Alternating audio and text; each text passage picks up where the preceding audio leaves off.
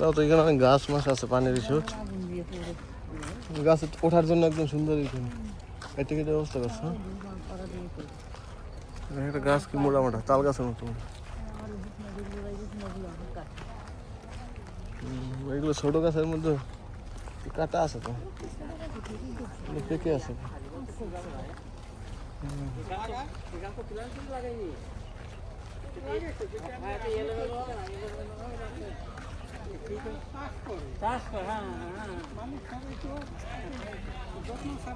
পানি লাইন দিয়ে পানি পড়তেছে,